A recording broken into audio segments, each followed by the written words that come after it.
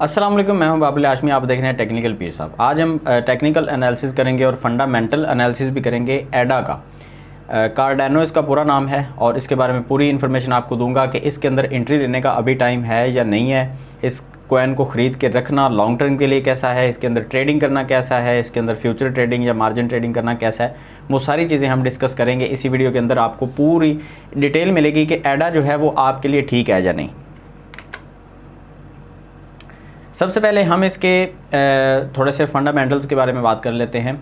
अगर हम आते हैं बाइनांस के ऊपर, तो बाइनांस के ऊपर जब हम मार्केट कैप के ऊपर क्लिक करते हैं तो ये हमें जो है वो जो स्टेबल कॉइन्स हैं USDT, USDC और जो इस तरह के कॉइन्स हैं या बिटकॉइन या इथेरियम, उनके बाद जो बड़ा मार्केट कैप है वो एडा का नज़र आ रहा है।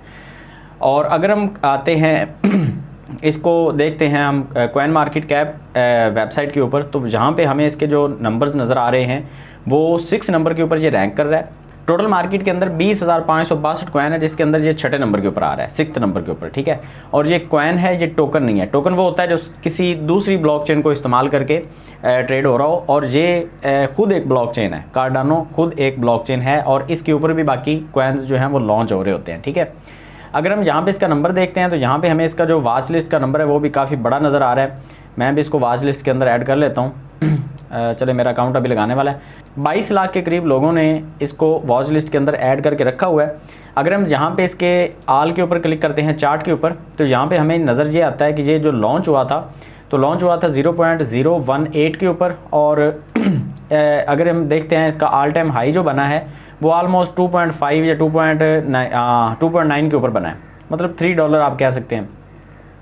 अगर हम इसकी सप्लाई की बात करते हैं तो सर्कुलेशन जो इसकी सप्लाई है, सर्कुलेटिंग सप्लाई, वो बनती है 75%, जो कि है 33.7 बिलियन एडा। और मैक्सिमम जो इसकी सप्लाई है वो 45 बिलियन है, जिसमें से 33.7 बिलियन जो है वो मार्केट में आ चुकी है, जो कि 75% बनती है। वॉल्यूम की बात करें तो वॉल्यूम इसका अच्छा खासा इंक्रीज़ हुआ है पिछले 24 घंटे के अंदर। 41% वॉल्यूम में हमें जो है वो बेहतरी देखने को मिली है, लोग इसको ज़्यादा ट्रेड कर रहे हैं। और फुली डिल्यूटेड मार्केट कैप की बात करें तो वो हमें 26 बिलियन देखने को मिल रहा है। अगर हम मार्केट कैप की बात करते हैं तो वो हमें 19 बिलियन जो है वो देखने को मिल रहा है। अगर हम नीचे आते हैं और देखते हैं इसके होल्डर्स को, तो यहाँ पे हम बाइनांस स्मार्ट चेन का यूज़ करते हुए हम इसके होल्डर को देख लेते हैं। इसके होल्डर्स जो हैं वो एड्रेसेस टोटल हैं 4,80,000 के करीब। और अगर हम देखते हैं इसके बड़े बड़े जो होल्डर्स हैं उसमें 15% एक एड्रेस के ऊपर पड़ा है और 14% जो है वो बाइनांस के BSC टोकन हब में पड़ा है, और बाकी 7%, 4% जो है वो बाकी एक्सचेंजेस के पास इनके जो है वो सप्लाई पड़ी हुई है। तो हम कह सकते हैं कि ये एक अच्छा कॉइन है, फंडामेंटल इसके काफ़ी स्ट्रॉन्ग है। आप इसके अंदर अगर इन्वेस्टमेंट करना चाहें तो लॉन्ग टर्म के लिए आप इसमें इन्वेस्टमेंट कर सकते हैं, लेकिन कब करनी है वो मैं आगे चल के आपको बता देता हूँ। अगर हम इसका चार्ट एनालिसिस करते हैं एडा का, तो हम यहाँ पे वीकली कैंडल के ऊपर सबसे पहले इसको देखते हैं, उसके बाद हम आते हैं डेली कैंडल के ऊपर। अच्छा, जो वीकली कैंडल है ना, अगर हम उसका थोड़ा सा जायज़ा लेंगे तो हमें नज़र ये आता है कि जो मूविंग एवरेज की लाइंस हैं वो हमें रेड कलर की जो मूविंग एवरेज की लाइन है वो सबसे छोटी है, वो क्रॉस करके नीचे आती हुई नज़र आ रही थी और मार्केट भी नीचे आ रही थी। अब वो लाइन जो है उसने थोड़ा सा यहाँ से यू टर्न लेना शुरू कर दिया है और ऊपर जाने की तैयारी शुरू कर दी है, जिसका मतलब ये है कि वीकली कैंडल जो है वो अब क्योंकि ऊपर जा रही हैं। MACD को देखें तो MACD ने क्रॉस कर दिया है और हमें बुलिश साइन जो है वो MACD की तरफ से नज़र आ रहा है।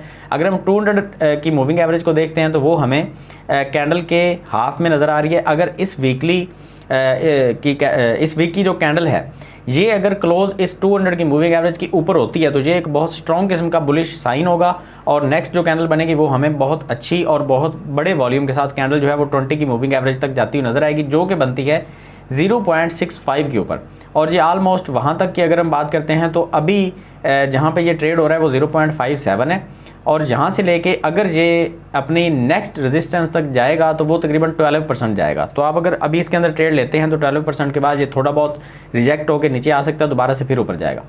और अगर हम ट्रेंड लाइन की बात करते हैं वीकली कैंडल के ऊपर, तो यहाँ पे हमें जो ट्रेंड लाइन नज़र आ रही है, अगर इसको तोड़ के एडा जो है वो ऊपर की तरफ निकलता है तब तक ये जो मूविंग एवरेज की लाइन है ये भी काफ़ी हद तक ऊपर चली जाएगी। और अगर ये ऊपर जाता है तो आलमोस्ट इसको मज़ीद कितना पंप चाहिए, मज़ीद इसको 30% का पंप चाहिए इस ट्रेंड लाइन को तोड़ के ऊपर निकलने के लिए। अगर इसको तोड़ के ऊपर निकलता है तो फिर हम इसका एक बुलिश साइकिल जो है उसको देखेंगे और एडा जो है वो दोबारा से अपने ऑल टाइम हाई की तरफ फिर जाना शुरू करेगा। अभी अगर हम देखते हैं तो इस ट्रेंड लाइन से रिजेक्ट होकर वापस आ सकता है, जो कि तकरीबन 20% या 27% तक इसका एक रिजेक्शन बनेगा। अभी इसकी जो प्राइस है वो 0.57 या 0.58 आप कह सकते हैं जो ट्रेड हो रहा है। अब अगर यहाँ से रिजेक्ट होकर वापस आता है मिसाल के तौर पे ट्रेंड लाइन से, तो फिर ये बेरिश साइकिल ही दोबारा से हमें देखने को मिलेगा। अगर हम आते हैं इसकी डेली कैंडल के ऊपर, तो यहाँ पे भी आपको कुछ इंटरेस्टिंग चीज़ें जो हैं वो देखने को मिलेंगी। यहाँ पे हम अगर MACD की बात करते हैं तो MACD हमें यहाँ पे भी बुलिश नज़र आ रहा है। RSI अपनी एक रेजिस्टेंस तक पहुँचने जा रहा है, जिस रेजिस्टेंस से काफ़ी दफ़ा ये कार्डानो जो है वो रिजेक्ट होकर वापस आ चुका है और हो सकता है कि दोबारा, क्योंकि डेली कैंडल के ऊपर हमें 100 की मूविंग एवरेज की लाइन जो है वो एज आ रेजिस्टेंस काम करती हुई नज़र आ रही है, तो इससे रिजेक्ट होकर वापस भी आ सकता है। हो सकता है इतना वॉल्यूम अच्छा ना हो कि इसको तोड़ के ऊपर चला जाए। वैसे तो वॉल्यूम काफ़ी अच्छा इंक्रीज़ हुआ है, लेकिन हो सकता है कि ये वॉल्यूम काफ़ी ना हो इसको तोड़ के ऊपर जाने के लिए। तो अगर आपने इसके अंदर एंट्री लेनी है तो आपके लिए ये समझना ज़रूरी है कि कार्डानो जो है उसके फंडामेंटल स्ट्रॉन्ग है, लेकिन आप अगर इसके अंदर एंट्री ये सोच के ले रहे हैं कि अब इससे ज़्यादा नीचे नहीं जा सकता, तो ये आपकी गलतफहमी है। कार्डानो को अगर हम वीकली कैंडल के ऊपर आगे देखते हैं तो आपको कुछ यहाँ पे और भी इंटरेस्टिंग चीज़ें मैं आपको दिखाने वाला हूँ।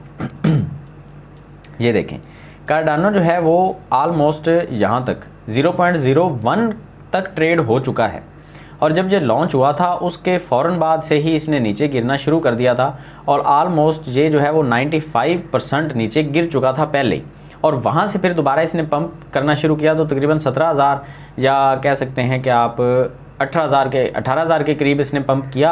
18,000% के करीब इसने पंप दिखाया है और वहाँ से रिजेक्ट होकर दोबारा से वापस आ रहा है। ऑल टाइम हाई अपना इसने 18,000% तक जाके बनाया है, तो ये काफ़ी ज़्यादा लोगों को इसने प्रॉफिट तो दी है। खैर ये तो बात बिल्कुल ठीक है, लेकिन फिर भी अगर हम अभी देखते हैं तो वो लोग जिन्होंने नीचे से बाइंग की है वो तकरीबन 3,000-2,000% के साथ प्रॉफिट के साथ वो अभी भी शायद इसका वेट कर रहे हैं कि ये ऊपर जाएगा, और अगर ये मज़ीद ऊपर नहीं जाता और यहाँ से रिजेक्ट होना शुरू करता है तो फिर लोग पैनिक में आके ज़्यादा सेलिंग करना शुरू करेंगे, जिसकी वजह से कार्डानो मज़ीद नीचे भी आ सकता है।